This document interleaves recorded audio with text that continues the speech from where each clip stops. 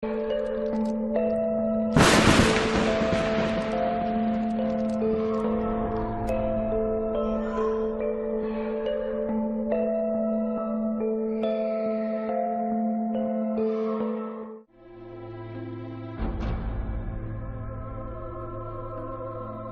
صاحب کی وفات سن 1908 میں ہوئی۔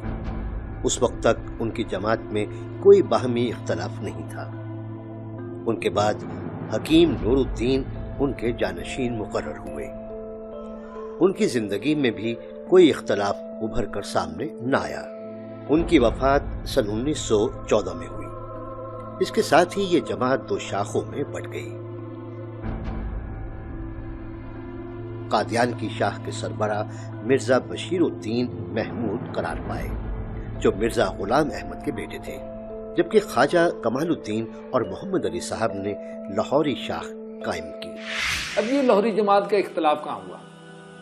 یہ صدر انجمن احمدیہ تھی حکیم صاحب کی زندگی میں۔ یہ 1914 میں جب حکیم صاحب فوت ہوئے تو انہوں نے لاہوری جماعت کے لوگ جو تھے، مولوی محمد علی اور جو ہے خواجہ کمال الدین، ان میں ووکل تھے، کیونکہ مرزا صاحب کے زمانے میں بھی یہ بحث شروع ہو گئی تھی کہ جو چندے جاتے تھے اس میں کرپشن کے الزامات مرزا صاحب کی زندگی میں شروع ہو گئے تھے، اور لاہوری گروہ کے لوگ وہ تھے جو اس بات پر معترض ہوتے تھے کہ جو جماعت کا چندہ آتا ہے وہ بہت سارا مرزا صاحب کے گھر میں خرچ ہوتا ہے۔ اب 1914 میں جب مرزا محمود احمد خلیفہ بنا تو یہ جو گروہ لاہوری کے نام سے مشہور ہوا، یہ لاہور آگے برانڈت روڈ پہ ان کا مرکز تھا، یہاں آگے بیٹھ گئے۔ تو ان لوگوں نے جو پلی لی، جو دعویٰ کیا، وہ یہ کہ مرزا صاحب کی خلافت کی ضرورت نہیں ہے، صدر انجمن احمدیہ کو آگے چلانا چاہیے، اور صدر انجمن احمدیہ اپنا ایک امیر مقرر کرے اور جماعت کو آگے چلائے۔ اچھا، اب صرف اتنی بات پر دو الگ مذہبی جماعتیں چل نہیں سکتی تھی، لہٰذا انہیں عقائد کا اختلاف تراشنا پڑا۔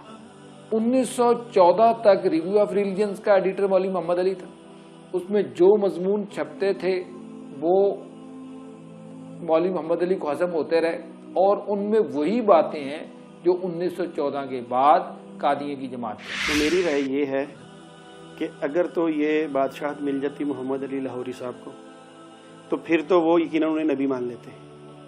بادشاہت ملی بشیر الدین محمود کو، اس لیے چونکہ یہ مرزا کو تو مانتے تھے، مرزا صاحب کو، انہوں نے بعد میں یہ کہا کہ ہم ان کو نبی نہیں مانتے، مسیحیت موعود مانتے ہیں، مجدد مانتے ہیں، امام مہدی مانتے ہیں، عیسیٰ ابن مریم مانتے ہیں۔ نبوت سے انہوں نے انکار کر دیا۔ تو یہ میرا اپنا خیال ہے کہ اگر وہ بادشاہت ان کو ملتی تو شاید وہ بھی نبی مان لیتے۔ مرزا غلام احمد صاحب کیا تھے، مطلب اپنے کو کیا سمجھتے تھے، وہ اگر پوچھنا ہوگا تو لاہوریوں سے اس وقت تک نہیں پوچھیں گے جب تک اس سوال کا جواب خود ان کی کتابوں سے ہمیں فراہم ہے۔ تو ہم مرزا غلام احمد صاحب کے دعووں کی تحقیق کے لیے لاہوریوں کی طرف نظر کرنے کی، ان سے پوچھنے کی کوئی ضرورت ہی محسوس نہیں کرتے، کیونکہ مرزا صاحب اپنے بارے میں جتنی معلومات درکار ہو سکتی ہیں وہ خود اپنے قلم سے فراہم کر گئے۔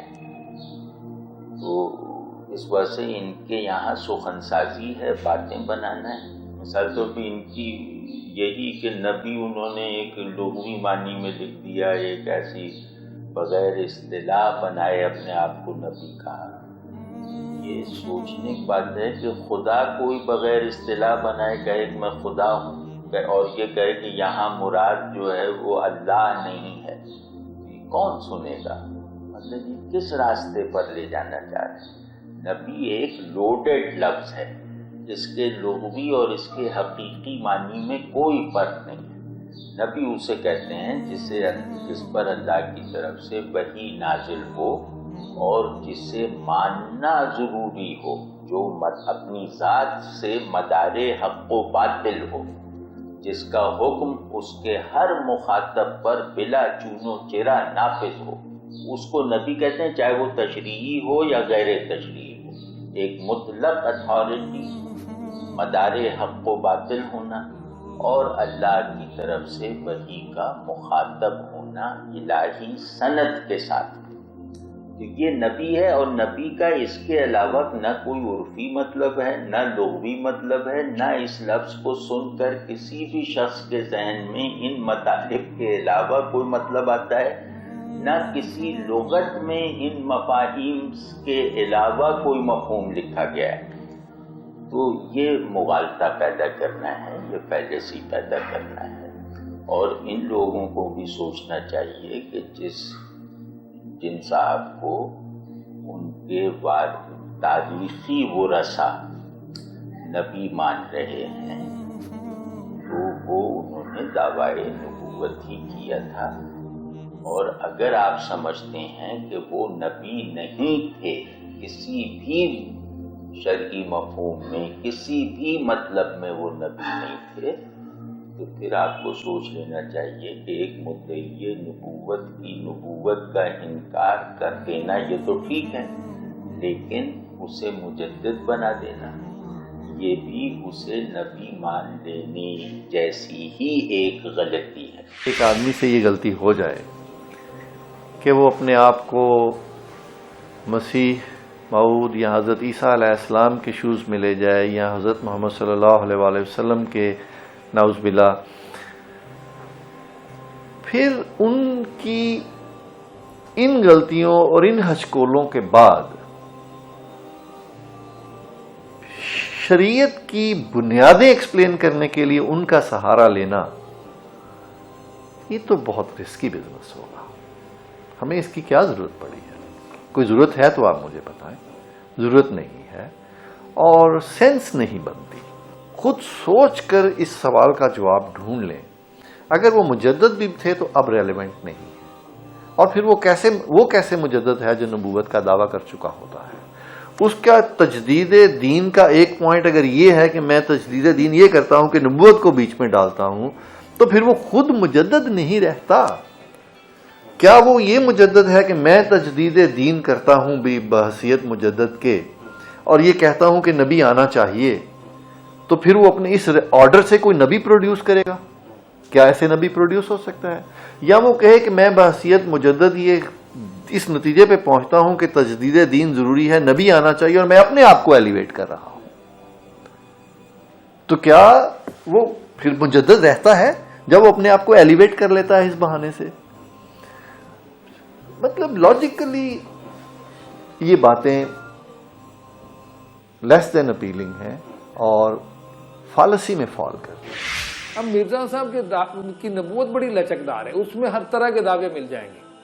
وہ محدث بھی کہہ رہے ہیں، وہ اپنے آپ کو نبی بھی کہہ رہے ہیں، وہ اپنے آپ کو مسیح بھی کہہ رہے ہیں، وہ اپنے آپ کو کرسچن بھی کہہ رہے ہیں، وہ اپنے آپ کو اوتار بھی کہہ رہے ہیں، وہ اپنے آپ کو سب کچھ کہہ رہے ہیں، اور سب کچھ کا انکار بھی کیا جا رہا ہے۔ مرزا صاحب کی تحریر پڑھنا میرے لیے تو بہت مشکل تھا، اور میں حیران ہوں کہ جو لوگ مرزا صاحب کی تحریر پڑھ لیتے وہ بڑے باہمت لوگ ہیں۔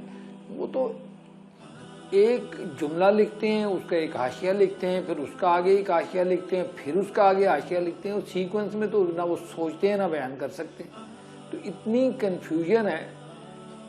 پھر میں نے ایک نتیجہ اخذ کیا کہ اتنے کنفیوزڈ آدمی کی نبوت ہی چل سکتی تھی، کیونکہ یہ معاشرہ جو کہ مسلمان معاشرہ ہے اور ختم نبوت پر بھرپور عقیدہ رکھتا ہے، اس کے سامنے کھلی کھلی نبوت کا دعویٰ کوئی کرتا تو لوگ تو بڑی جلدی اس کو پکڑ لیتے کہ بھائی یہ تم تو نبوت کا دعویٰ کر رہے ہو۔ تو مرزا صاحب چونکہ اتنی چکر بازیاں کرتے تھے اپنی تحریر میں، یہ معاف کرنا میں ذرا سخت جملہ بول رہا ہوں، مرزا صاحب کی ہی نبوت چل سکتی تھی اس حد تک جتنی چلی، کیونکہ اگر کھلے کھلے لفظوں میں کوئی بندہ لکھ دیتا ہے کہ میں نبی ہوں تو لوگ تو اس کو پڑھ جاتے کہ لوگوں کا ختم نبوت پر انکنڈیشنل عقیدہ ہے، کلیئر کٹ اس معاشرے میں لوگ حضور صلی اللہ علیہ وسلم کو آخری نبی مانتے ہیں۔ تو جب کوئی کنفیوژن موجود نہیں ہے ایک مسئلے پر، تو ایک بندہ آ کے کہتا ہے میں نبی ہوں، تو اس کو کیسے قبول کر سکتا تھا یہ معاشرہ؟ تو مرزا صاحب اتنے گنجلک انداز میں، اتنے پیچیدہ انداز میں بات کرتے ہیں۔ پہلے وہ ایک جملہ لکھتے ہیں، پھر اس کا حاشیہ لکھتے ہیں، پھر حاشیے کے بعد بات نہیں بنتی تو پھر اس کا حاشیہ لکھتے ہیں، پھر وہ حاشیہ نہیں چلتا تو پھر اس کا ایک اور حاشیہ لکھتے ہیں۔ تو ان کی کتاب میں کمال یہ ہے کہ متن بھی چل رہا ہے، حاشیہ بھی چل رہا ہے، حاشیے کا حاشیہ بھی چل رہا ہے، اور اس کے حاشیہ کا حاشیہ بھی چل رہا ہے. تو یہ میں نے کہیں اور کوئی اردو میں مجھے ایسی مثال نہیں ملتی کہ ایک بندے کی کتاب کا متن بھی چل رہا ہے صفحہ در صفحہ، اس کا حاشیہ بھی چل رہا ہے صفحہ در صفحہ، اور حاشیے کا حاشیہ بھی چل رہا ہے صفحہ در صفحہ، اور پھر اس کا آگے حاشیہ بھی چل رہا ہے صفحہ در صفحہ. تو اتنی گنجلک اور پیچیدہ بات کرنے والا ہی جو ہے اس معاشرے میں اپنی گنجائش پیدا کر سکتا تھا نبوت کے حوالے سے. شروع سے ہی جماعت احمدیہ جو ہے وہ تفرقے کا شکار رہی ہے. سب سے پہلا جو حکیم نور الدین جو کہ ان کا پہلا خلیفہ تھا اور جس کی بھی بڑی عبرتناک موت ہوئی تھی، جو کہ گھوڑے سے گر کے اس کی موت ہوئی تھی، تو وہ سب سے پہلا جو فتنہ ہوا تھا وہ اس کی وفات کے بعد ہوا تھا. اس وقت ہوا تھا کیونکہ اس وقت کافی ایسے علماء تھے ان کی جماعت کے جو سمجھتے تھے کہ ہم اہل ہیں، اور تو لیکن مرزا بشیر الدین نے جو کہ مرزا غلام احمد قادیانی کا بیٹا تھا، اس نے اپنے آپ کو مسلم معود کا دعویٰ کیا، اور اس نے 24 سال کی عمر میں جو ہے وہ اپنے آپ کو مسلم معود کلیم کیا اور خلافت کی ان کی جو کہتے ہیں گدی پہ وہ بیٹھ گیا. تو اس وقت ایک گروپ جو تھا وہ جس میں کافی لوگ تھے، انہوں نے اپنے آپ کو علیحدگی اختیار کر لی. ان کا یہ کہنا تھا کہ مرزا کے بعد کوئی خلافت نہیں ہوگی، اور اس کے بعد ایک صدر انجمن جس کو یہ کہتے ہیں جو کہ سسٹم ہے، نظام ہے، اور نظام ہی جماعت کو چلائے. تو لیکن یہ ہے کہ اس کو انہوں نے اپنے آپ کو لاہوری، کو خارجی بھی کہتے ہیں، لاہوری بھی کہتے ہیں. تو وہ چونکہ لاہور سے اس کا آغاز ہوا تھا، تو ایک تو وہ شروع سے چلا آ رہا ہے. اس کے بعد ہر دفعہ ہر ان کے خلیفہ کے وفات کے وقت جو نیا خلیفہ بنتا ہے اس کے بعد ایک اختلاف ہوتا رہا اور ڈفرینٹ گروپس بنتے رہے، جو کہ اسی طرح مرزا طاہر کی وفات کے وقت بھی جو ایک مرزا رفیع تھے انہوں نے اس کا انکار کیا. وہ بھی مرزا فیملی کے تھے، ٹھیک ہے، اور ان کے ساتھ بھی انہوں نے ان کو بڑے ٹف حالات کا سامنا کرنا پڑا. وہ بھی ایک گروپ بنا، وہ بھی ابھی تک قائم ہے. اسی طرح مرزا مسرور کے بننے کے بعد اس وقت جو ان کا 5واں خلیفہ لنڈن میں ہے، اور اس کی خلیفہ بننے کے بعد ابھی تک کوئی 7-8 گروپس جو ہیں وہ بن چکے ہیں، جس میں جماعت احمدیہ حقیقی گروپ ہے، جماعت احمدیہ جمبا گروپ ہے کینیڈا میں، جماعت احمدیہ اصلاح پسند گروپ ہے، اور حال ہی میں اسلام آباد میں بھی ایک ڈاکٹر صاحب ہیں، انہوں نے بھی اپنے آپ کو جو جماعت کا جو ہے وہ کہا ہے کہ مجھے الہام ہوتے ہیں، اور نعوذ باللہ مجھے جو ہے جماعت کا ہیڈ کریٹ کیا ہے. لاہوری جماعت کا دعویٰ ہے کہ وہ مرزا غلام احمد کو نبی نہیں مانتی بلکہ مسیح موعود، مہدی اور مجدد مانتی ہے. حقیقت یہ ہے کہ لاہوری جماعت کا یہ موقف ایک لفظی ہیر پھیر سے زیادہ اہمیت نہیں رکھتا. بنیادی بات یہ ہے کہ دونوں جماعتیں مرزا صاحب کو سچا اور واجب الاطاعت سمجھتی ہیں، لہذا معنی، مفہوم اور عملی نتائج کے لحاظ سے دونوں ایک ہی گروہ ہیں. یہ لاہوری ظاہری تو یہی کہتے ہیں کہ ہم ختم نبوت پہ یقین رکھتے ہیں اور مرزا کو نبی نہیں مانتے. اب دیکھیں جو بندہ نبوت میں جھوٹا ہے وہ باقی دعووں میں کیسے سچا ہو سکتا ہے؟ اس نے نبوت کا دعویٰ کہتے ہیں کیا ہے مرزا قادیانی نے، سب کو پتا ہے، لاہوریوں کو بھی پتا ہے اور قادیانیوں کو پتا ہے، رب والوں کو پتا ہے. اور لاہوری کہتے ہیں ہم نہیں مانتے نبی. اب جب نہیں ان کو مانتے تو اس کو نبوت میں جھوٹا کرتے ہیں، تو پھر مہدی کیسے ہو گیا، اگر وہ مسیح موعود کیسے ہو گیا جب وہ نبی جھوٹا ہے؟ تو مرزا صاحب نے اپنی کتابوں میں لکھا ہے کہ جو بندہ ایک جھوٹ میں ایک بات میں جھوٹا ثابت ہو جائے اس کو سچا تسلیم نہیں کرنا چاہیے. تو جب یہ ایک بات میں جھوٹا ہو گیا کہ یہ نبی نہیں ہے، اور دوسری بات یہ ہے کہ جن کتابوں میں مرزا نے خود کو نبی ظاہر کیا وہ لاہوری جماعت والوں کے گھروں میں پڑی ہوئی ہیں.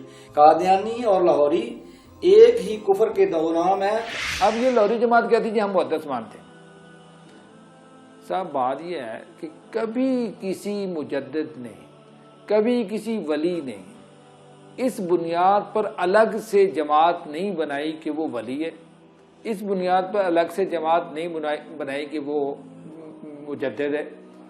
الگ سے جماعت نبی کی بنیاد پہ ہی بنتی ہے. پھر میں نے ان سے ایک سوال کیا، یہ لاہوری جماعت کے مرکز میں مرزا صاحب کی تصویر کے نیچے مرزا صاحب کے نام کے ساتھ علیہ الصلوۃ والسلام لکھا ہوا.